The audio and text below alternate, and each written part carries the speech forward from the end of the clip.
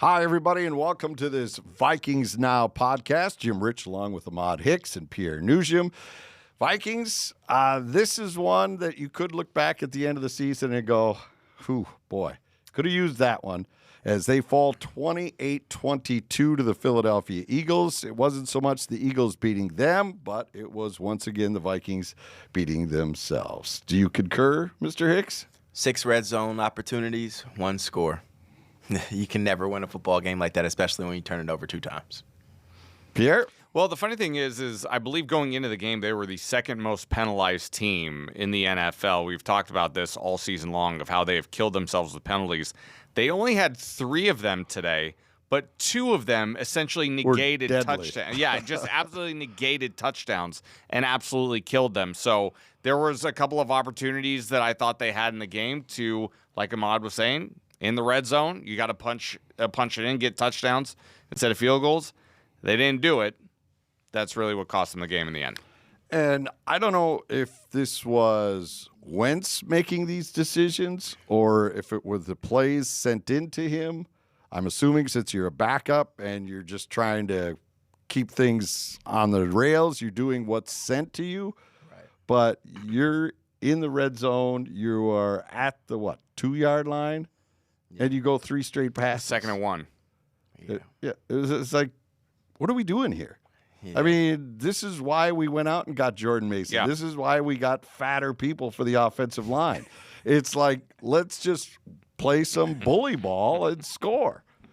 Look, I think Carson Wentz said it best in his post-game press conference. He said the Philadelphia Eagles do a really good job of bending, but when you get in that red zone, they don't necessarily break. And I think that's what we saw from this offense time and time again. They got where they needed to be, but they just couldn't punch it in. They just couldn't capitalize, whether it was KOC's play calling at the end of the game or, throughout the game. Well, I'm talking earlier in the game, but at the end, too, it was a bit wonky. For sure. Not trusting the run game early or being too pass-happy and whatnot. But, I mean, look, they did get to that 4th down, and they got the touchdown to Jalen Nailor.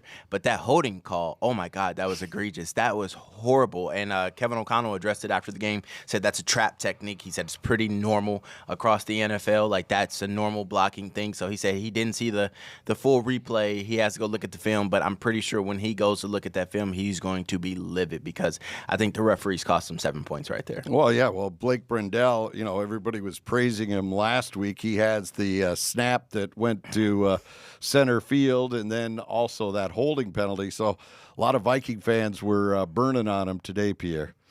Yeah, I guess I can understand it, but at the same time, too, if I'm directing my anger as a Vikings fan, I'm not directing it at Blake Brindell, who is only starting his 2nd career game at center. And in the end, that snap, even though it was a bad snap that went over the head of Carson Wentz, it didn't cost you anything, kind of, in the end. You still get 3 as opposed to maybe 7 in that instance, so maybe it did cost him at most 4 points, but I don't think I'm necessarily directing my anger at Blake Brindell.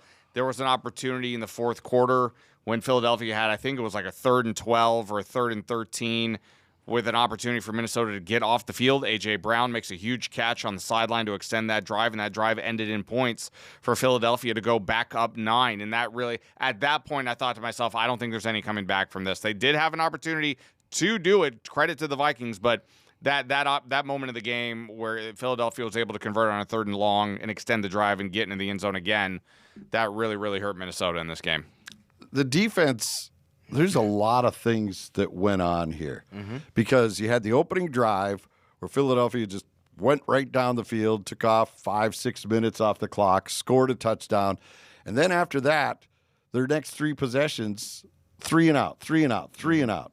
And the defense really flipped the game, and that's where those red zone missed opportunities didn't come to fruition, and then it ended up hurting you. But the defense was so good at times, and then they give up uncharacteristically balls over the top, which we've not seen all year. Yeah, they haven't been tested like that all year. And you know what's so funny about that? I'm speaking to some cornerbacks I won't name right now in the locker room on Wednesday, and they were telling me, we want the one-on-one opportunities. Like, I just wish I could go line up against the best player and go take him out, whether that's A.J. Brown or Devonta Smith. And they got exactly that today, time after time after time again. And what was it? A.J. Brown had 2 touchdowns, and those 2 wide receivers combined for over 300 yards. Yes. I mean, so it's like, you have to be your best when your best is required. And the cornerbacks' best, they were not at their best today. Isaiah Rodgers said it after the game.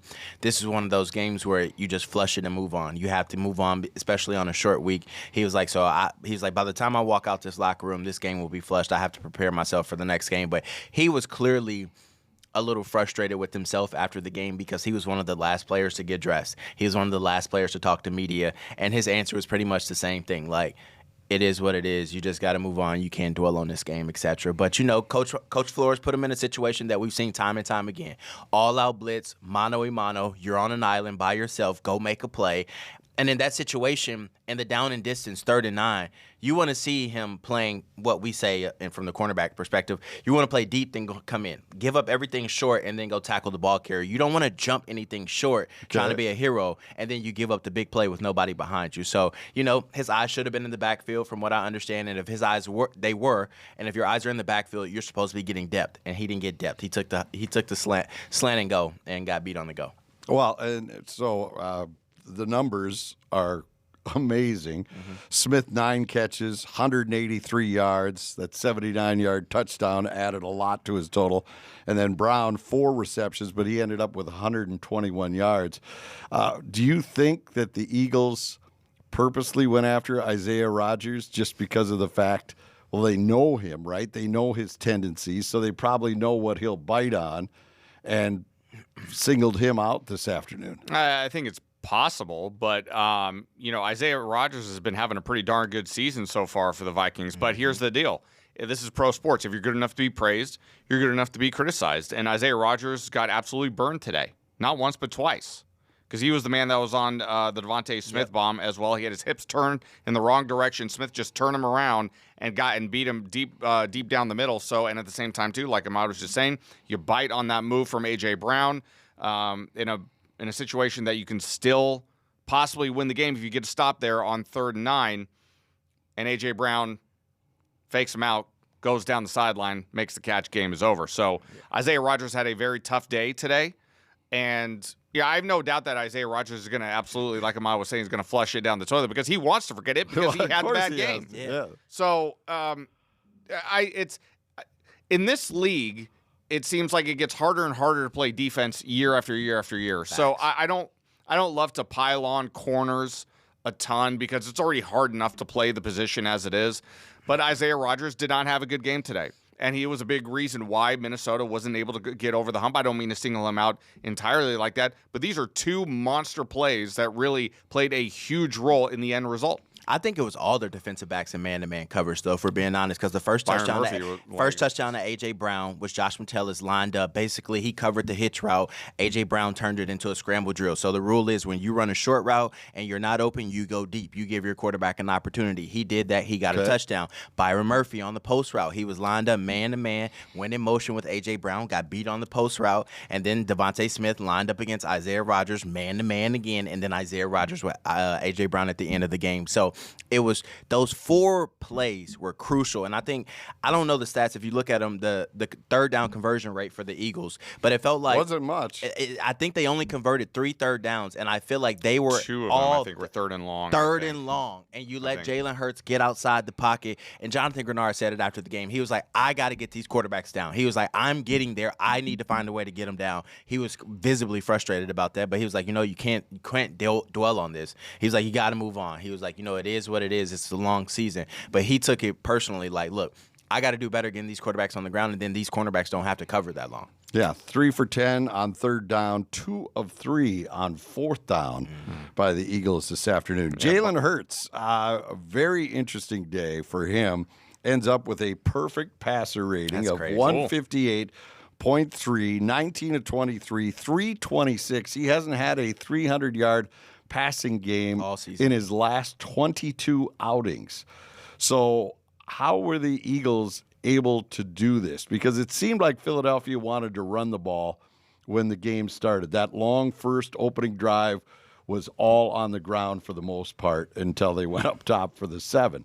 But you look at how Hurts hurt the Vikings. It seemed like he wasn't ever forced to pass. Now, there were the critical situations, but for the most part, it wasn't like he had to carry the team. Mm-hmm. Well, there was what I would say to that too. There were several situations where we saw in the game where it looked like, oh, we're going to bring him down for a sack. And then this is what the magic of Jalen Hurts can do. It's why he's a guy who's a potential MVP candidate year in and year out. It's because he makes moves with his legs. He can extend plays with his legs. He was able to do that multiple times on the day, break down a defense, and find the open man. Like you said, Jim, I mean, going into the game, Philadelphia, I know Saquon Barkley's a different animal entirely, so it might feel a little deceptive at the fact that Philadelphia was 25th in the league running the football going into this game, because you always have to watch out for Saquon Barkley. I mean, the guy is just an absolute stud.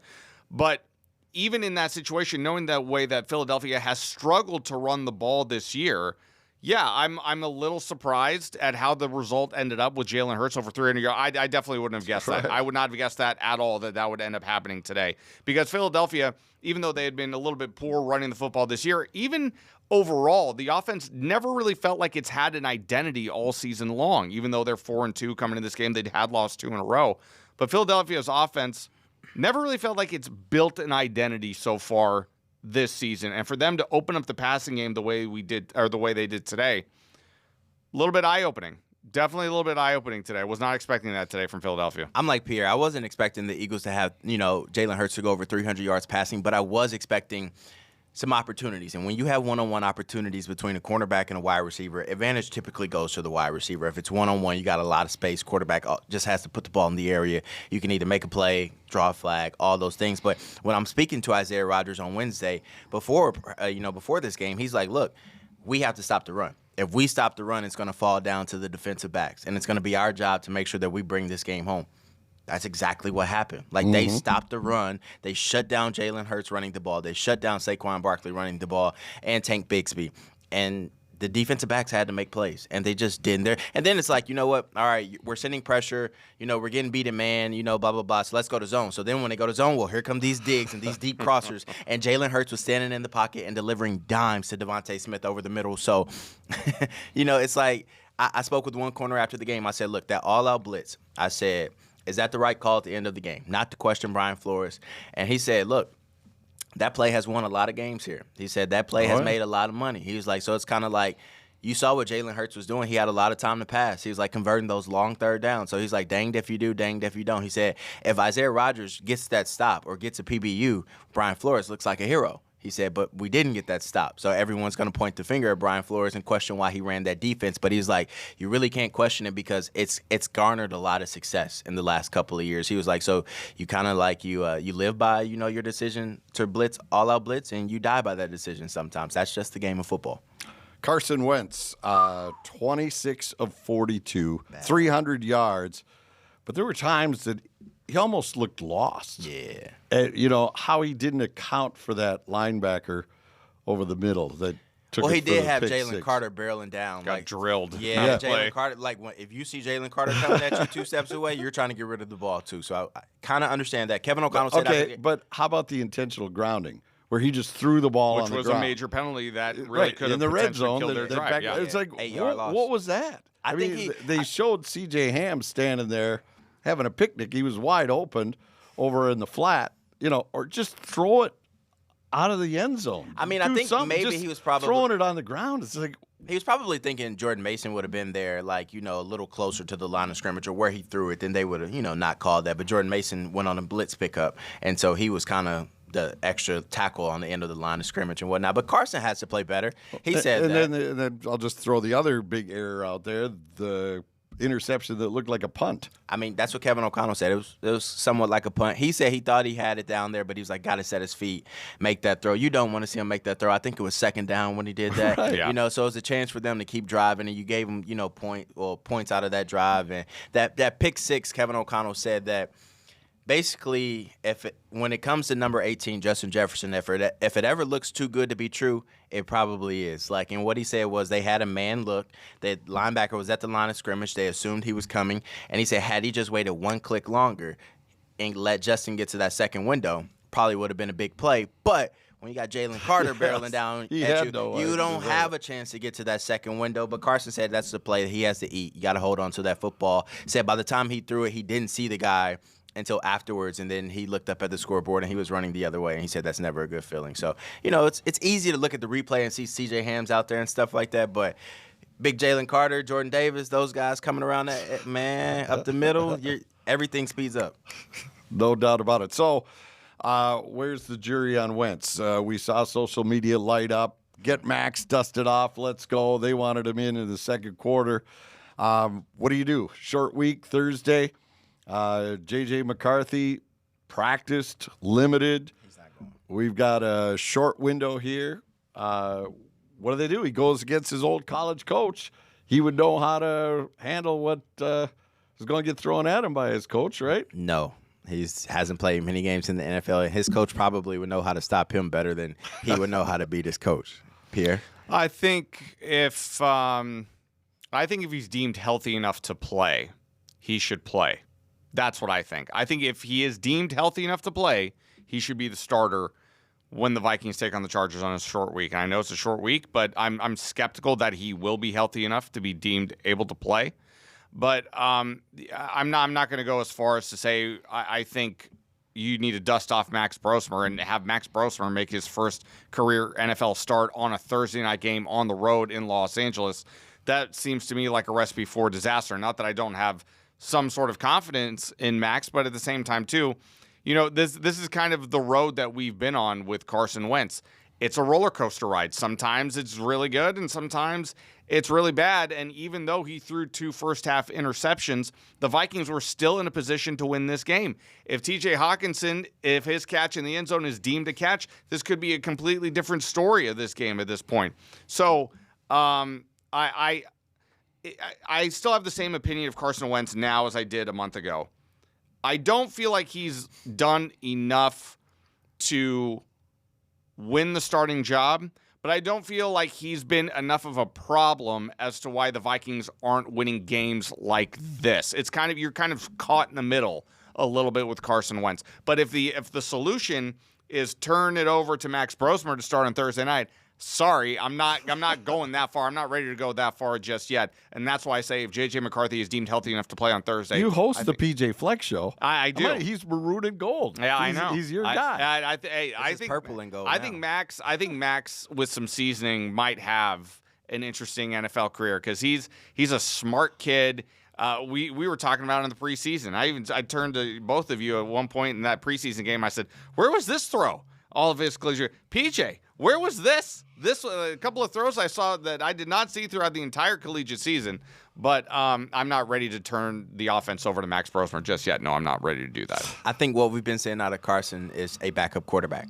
He's good, yeah, but he's not great. Yeah. And that's what you want out of your backup quarterback. You want somebody that can give you an opportunity to win games. He had that opportunity versus the Steelers. He, threw a couple of interceptions, but led his team back at the end of the game. This game right here, threw a couple of interceptions, but led his team back. Had a chance to win the game, but that defense couldn't get a stop. So, it's the backup quarterback is never supposed to go out there and go win you a game. You know what I'm saying? Like, right. If that's the case, then he should be the starter. But we know that's not the case with this team. So I'm kind of with Pierre. If J.J. McCarthy is healthy, he should play. But I think they let it be known that this was a 6-week injury that he suffered and had to go through and recover from. And this is week 5. And so I think, Kevin O'Connell was asked about this after the game, and he said basically Carson Wentz got dinged up because he ran a little bit, and you could kind of tell he was like, he got blasted. Yeah, that shoulder was kind of like. Well, like you said, Clark crushed him a couple of times. He's a tough dude. Give him credit for that. There is no questioning the toughness of Carson Wentz. That's that Dakota in him. No doubt. But his shoulder was a little banged up, so he said it. He was like, I hate Thursday. I don't know if he said hate, but he was like, I really dislike Thursday games. He was like, I've been vocal about that because the quick turnaround, but he's like, it is what it is. This is the business. So Kevin O'Connell said, he's dinged up, so you got to see if he's available, how he recovers, things like that. Said Max Brosmer was ready to go if they were going to have that opportunity, and J.J. McCarthy got his rep. So what he said was basically, we're going to see who's available, and then we're going to look at the film, and then we'll make the best decision, to put out the best guy come Thursday, which I think will just be Carson Wentz right now because it's such a short week. Have the game plan like from last week, and it'll be tweaked a little bit moving forward. But I just think that right now, throwing JJ out there in another primetime game, yeah, you want to see that. But it's also like maybe do you want to give him 10 days to prepare for the Lions on the road because that's going to be a very daunting challenge too for this team. So I think it best suits the Vikings to have JJ McCarthy 100% healthy and maybe to have 10 days to prepare for the Detroit Lions rather than 3 days to prepare because you're not going to practice. Tomorrow they have off. I won't say they have off, but it'll be recovery lifts and then, a walkthrough. Tuesday, probably a glorified walkthrough with helmets or something like that. And then Wednesday, walkthrough when you're traveling to Los Angeles. So, that's not a lot of time to get a guy ready who hasn't played since week 2. All right, teams have been trying to figure out a way to stop the tush push. But the Vikings came up with the most original idea today by laying down Tyler Batty on the field across from the center. Just prone, like laying across the table. Yeah, I thought that was weird. I wanted to see how that panned out, but it was a false start on that play, so we never got an opportunity to see it. The Eagles are going like, what's he doing? Look, I wanted to see that because, it also, like, the one thing – I don't know how that's going to work. Sorry. I don't know how that would possibly work. Me neither. And that's what I want to see. But the one thing that I noticed on their first tush push, Jalen Redmond, they had, all the big fellas were in there. And Jalen Redmond, Levi Drake Rodriguez, all those guys. And the first thing I think Jalen Redmond did was from the, in between the guard and the tackle, he kind of jumped over to grab Jalen Hurts. And I'm like, look, if you're a defensive line and you're jumping, you lost already. Because the Eagles guard and centers, center and guards, they're literally just plowing forward. So it's like, I guess if you lay a guy down there, you don't give that center a chance to make a step, although he's not really making a step. He's kind of just laying down. So I don't see how you stop the tush push, and I'm not sure that Beatty laying down like that would have stopped the tush push. But you have no leverage. Yeah. You have no leverage whatsoever in that position. How are you going to in the world are you going to be able to force yourself to push I guess back? what you're saying is basically your center can't get a push now because I'm here, and then now you're meeting me basically because they put two guys above him. So the guards they built a wall of people. And that's what I was thinking. So the guards in the center, they can't just dive down below because they always get lower than the defensive line. So now you can't get that low because somebody's laying there. So now it's like, all right, well, low man wins. Well, the defensive line can get lower too, and then Jalen Hurts maybe doesn't get that momentum. So it was interesting. I really wish they would have got another opportunity so we could have saw how it played out. But maybe somebody else. The rest of the league would have wished to see it as well. Exactly. Because you see, get tape on that. The rest of the league would have been foaming at the mouth. They would have been like, all right, where's our extra defensive lineman? You're laying down on this play. Fresh, elevated from the practice squad. Exactly. Here you go. Exactly. This is your one job to lay on the field. Yeah, that would have been interesting. This is why this play needs to go away. I agree. It is not in the spirit of the game. It's rugby. It's not football. I don't necessarily disagree. Go back to the Chuck Foreman days where you launched the running back over the top of the pile. Yeah, this just burrowing under the turf. I don't love a runner getting helped from behind in a situation like that. Or that play. I still go back. It always brings me back to the USC Notre Dame game of 20 years ago, whatever, with Reggie Bush. Mm-hmm. It always brings me back to that play. That and I didn't love it then. I still don't love it now. But as long as it's legal, you got to find a way to stop it. Nobody has been able to do that. But yes, I think in the offseason, I think the committee is going to take another look at this, and I think we are eventually going to get to a point where it is going to get banned. Don't quote me on that. But I have a feeling we're going to eventually get there. I just think it opens up Pandora's box. I'm a fan of it being banned. I don't disagree. I don't disagree. But then it's like, all right, well, do we not get to do a quarterback sneak where somebody gets to come behind the quarterback and push him? Because every other team does that. Well, they used to have a penalty in the league where you couldn't push up aiding a runner. Exactly. They used to have that. Yeah. But you can't do that now because your running back can be stand up and fighting for extra yards and fall forward and get that first down. So I understand why they kind of took that away and let them get that opportunity to push a player. But it's like you said, it's bad football to watch as a fan, especially when they did it the other week and they ran it 4 straight times. It's like, what are we doing? Especially when you got fantasy football implications and Saquon Barkley on your team or A.J. Brown. That matters. What are we doing right now? I don't want to see 4 straight tush pushes, but it's also like, if you can't stop it, I mean, like, don't complain about it, And so, I don't know. I'm on both sides. It's like, as a fan, I want to see different plays, but as a football team, it's like, this is our play. This is our identity down here. You can't stop it. We're going to keep doing it. And kudos to the Eagles. All right. Last couple of minutes here. A pulse of where we are at. Must win on Thursday. Let's take our snapshot. Wow. Must win on Thursday. Okay. Must win on Thursday. Because then, if not, you're going to Detroit. You're probably going to get a healthy Lamar Jackson coming back to the U.S. Bank Stadium. Like, you could be on the verge of losing 3 to 4 straight games. Like, it's a must-win on Thursday night versus Los Angeles. They struggle versus the Indianapolis Colts, the Chargers, that is. Must-win on Thursday, I feel like, because if you want any chance of going to the playoffs and getting some momentum, what I was talking to players about in the locker room Wednesday, they had to win 3 out of the next 4. Well, you just lost 1. So now you need to go get 3. This stretch, I think they would be happy going 500, these 4 games. With the Eagles, Chargers on a short week, Lions in Detroit, and then come home, had Baltimore been Baltimore and not nicked up like they are right now. That 4 has 0-4 written all over it for a lot of teams. Yeah, it does. That stretch. It does, and I think a lot of us were thinking, especially after they lost the game to the Steelers, that this could be a disastrous next 6 weeks for this team. This game was right there to be had, which if you're going to take listen, there's no, there's no moral losses, or what do they call it? Moral victories, as they say. Yeah, there's no moral victories here in the National. Thanks for saving me on that one. No moral victories in this league, and this is certainly the case here, but this was a game. If you want something positive out of it, you probably should have won this game. Chargers, Lions, Ravens, like Ahmad said, Lamar Jackson's probably going to be back in time for that Ravens game. That's going to be an issue, no doubt about it. But with what I've seen in the NFL, this Broncos-Giants game that has gone completely off the rails today in the fourth quarter, anything can happen in this league. So I think Minnesota could definitely go into L.A. and possibly win that game. I think they can go into Detroit and still possibly win that game too. It all comes down to what kind of quarterback play are we going to get from this team? Because all we're getting from that position right now is inconsistency. And inconsistency at the quarterback position is going to kill you in this league. So Carson Wentz either needs to get it together and get it together in a hurry, or J.J. McCarthy is going to have to put some kind of savior hat on and come in here and try to save the rest of the season. And from what we saw in the first 2 games from J.J. McCarthy, I'm not exactly optimistic that that's going to happen. So somebody's got to get it together, whether it's Carson Wentz or J.J. McCarthy, because you need to stay on offense. You need to finish drives.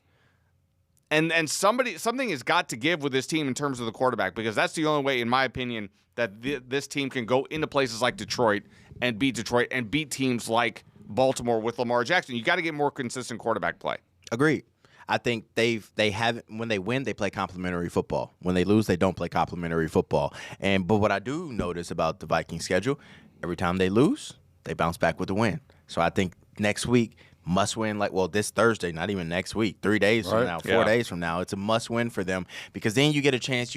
If you win, you get Friday, Saturday, Sunday off. You come back to the office on Monday, and you're like, you know what? We can go do this. We can go beat Detroit. We need to beat them. We haven't beaten them in several years. And I think you need that win to get that momentum, because the last thing you want is back-to-back losses and then traveling to Ford Field to take on Jared Goff, Jahmyr Gibbs, and company. And then we talk about, Jared Goff knows how to decipher those blitzes. And then you're going to have one-on-one opportunities. Corners are going to have to go make plays. So I just think momentum is key. But like Kevin O'Connell said, momentum is only as good as your last game. And they didn't do well carrying that momentum over from last game. Well, that's the thing. It seems like the team really doesn't know what they are, right? Because they come up with great plays, but then they make mistakes. This team needs Aaron Jones back as well. Themselves. He said he can't wait. He's just waiting on them to clear him. So they'll clear him. So he should be able to go Thursday. This team needs Aaron Jones back, and I mean, not that he's going to come in and be the absolute savior of this offense, but he gives them another element to this offense. You see what happens when Jordan Addison's back on the field, another weapon to use. Aaron Jones is a guy who not only can run the football for you, great pass catcher out of the backfield as well. So it's a complimentary 1-2, and that's why they brought in Jordan Mason. They like that complimentary 1-2 punch of Jones and Mason, because Mason right now, even though I think he has the capability, I mean, we saw it last year when he was in San Francisco, he's got the capability of carrying it 20 to 25 times a game. but is this Vikings offense, one, patient enough to allow him to go 20 to 25 yards, and two, are they equipped up front to do it? You're without your starting center in Ryan Kelly. You get everybody else back on the offensive line. I thought the offensive line today, was pretty good for the most part. I didn't. Well, he didn't get sacked, but he got hit. He got sacked. a lot. I think I got sacked a couple of times. Sacked twice. Yeah, but there were a lot of big hits on him. I didn't think the offensive line was terrible today. I really didn't. I didn't think the offensive line was terrible. I'm not saying that they were great, but again, it seems like everywhere on the offense right now, it's like it's just enough not to get you over the hump. It's like everything but that That's what last I'm saying, thing. the identity, right? Yeah. It's like they don't have confidence that they can finish off these drives. Like all of a sudden they second guess themselves.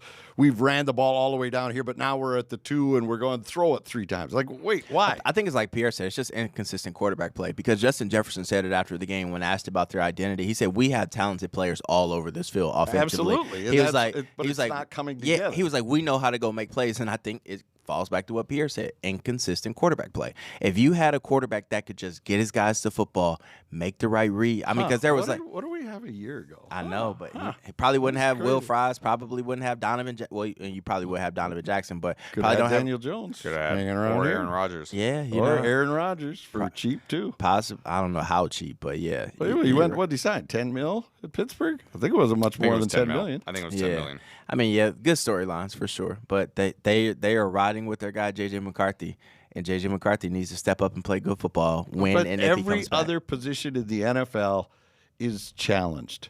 You don't just give somebody the job. You don't just say, "Well, we drafted you as our top cornerback. Boom, go do it." Well, that's crazy. I mean, you need That's to what have we talked about a month competition at ago. yes, you That's what we brought talked it up. about a month ago. I'm stealing your point. That's Thank on you. Kwesi Adolfo-Mensah and Kevin O'Connell, and they are the ones to blame for that. If that was the case, that they said, "JJ, this is your team, no competition." Because from what I understand, they wanted Daniel Jones back, but Daniel Jones wanted a clear path to go start, and I don't think they were Right. saying you're going to be a starter. Like you said Yeah. at training camp. Yeah. This is good. Look at he's already getting riled up one more time. Just have an open competition. Yeah. If you're the number 1 pick, show us. Yeah. Take the job. I'm only getting riled up because, I mean, look, the Colts put up 38 points on the Chargers today in LA. Great running game. Great running game is absolutely correct. That is absolutely correct. And who knows what Daniel Jones would have looked like in Minnesota without as good of a running game in Minnesota. Might look a little bit different. But you can't tell me in the body of work that what we've seen so far here with Daniel Jones that you were so afraid to let him compete for the starting job that you couldn't have just kept him on and not protected J.J. McCarthy's feelings the way I think that that's probably what happened. So we've talked about that a lot here on this show. Yeah. And it holds water until it doesn't. That's exactly right. That's what we're waiting for. That's exactly right. Prove us wrong. Put that It's a torpedo results in the business. side of our ship and take us down. It's a results business. Nobody should ever have to apologize for it being a results business. I'm sorry, I don't care about your feelings at the professional level. This is professional sports. I couldn't care less about your handsomely feelings. compensated. Yeah, right, exactly. You are handsomely compensated. The next guy over is trying to take your job. You either keep your job or you don't. And if you can't, you can't. Maybe you get an opportunity somewhere else. We've seen, we just saw it last year with Sam Darnold. I'm not alluding to the fact that this is what's going to happen with J.J. McCarthy, but we're going back to the notion that at every single position, there's competition. Quarterback needs to be no different. Rebuttal? I have none. Hey, my college coach used to tell us, Coach Jackson at SIUC, shout out to you. He used to always say, "This is Division I football. Not everybody plays." And you're going up a step higher in the NFL. Like, who cares where you're drafted? If you're not good, you don't play. And there's plenty of people that get drafted in the first, second, and third round and get cut in their second year. Not to say that's what should happen to J.J. McCarthy, but I agree with Pierre. Competition is what makes a team better, and I think that he didn't have much competition during this training camp. They shipped out Sam Howell because he was awful, and Max Brosmer outplayed, pretty much everyone in the preseason games that we saw. But, it's like, do you give the keys to the ship to a rookie? No, then we're back in the same J.J. McCarthy boat. So that's why they went out and got Carson. Carson did what he's supposed to do in these games. I feel like he gave them chances to win. He just didn't play great, but that's why he's a backup quarterback and not a starting quarterback. And I don't want to kick J.J. McCarthy when he's down. When you're injured, and to me, you absolutely should get an opportunity to come back from injury and prove yourself. And the injury talk is not related to what we're talking about right now. The fact that he's injured, go ahead, get healthy. It doesn't matter. I'm not taking any shot at him. It's just I know. Have I'm just saying for policies. context. I'm whatever. saying it for all the commenters who are going to rip you here in about 5 minutes. That's why I'm trying to protect you this time. Wow, thank you. So if you just happen to stumble across this, what other locations are there to find this? Spotify, Apple, YouTube, Fox9.com, Fox Local. Fox Local. Perfect. All the good stuff. And on X, where can people find you? Ahmad Hicks TV. The Nouj, Fox 9. Hit me up there anytime. Nouj? Nouj. Perfect. All right, that'll do it. We'll talk to you Thursday, maybe late night. We'll see. 28-22 is the final. Your Vikings are now 500. We will talk to you soon.